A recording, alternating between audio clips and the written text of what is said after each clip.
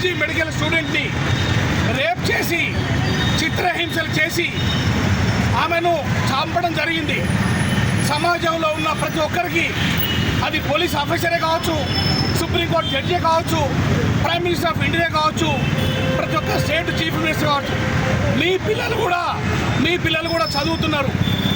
చూడండి, పురిటి నొప్పులు పోసేది మేము, కోవిడ్ వచ్చినప్పుడు మీ ప్రాణాలను కాపాడేది మేము, ఇటువంటి ప్లేగు లాంటి మహమ్మారులు వచ్చినప్పుడు కాపాడింది ఈ డాక్టర్. ఇటువంటి డాక్టర్కి ఆమె కష్టపడి చదువుతుంటే రాత్రి 3 గంటల వరకు ఆమె చదివి ఆమె స్టడీ రూమ్ నుండి ఆమె రెసిడెన్స్లోకి పోయిన తర్వాత ఆమెని కొంతమంది రేప్ చేసి, కలకత్తాలో రేప్ చేసి, చిత్రహింసలు చేసి, కనుగుడ్ల నుండి రక్తాన్ని గారిపించి, ఒక్కలు ఇరిచి, వివిధ రకాల చిత్రహింసలు గురి చేసి చంపిన తర్వాత సమాజంలో ప్రతి ఒక్క పౌరుడు, మీరు ఒక ఐపీఎస్ ఆఫీసరే కావచ్చు, ఐఏఎస్ ఆఫీసరే కావచ్చు, ఓ సుప్రీంకోర్టు జడ్జే కావచ్చు, sir please submit, you tell me your daughters also might be studying somewhere. మీరు ఇటువంటి పరిస్థితులు ఏం చేస్తారు?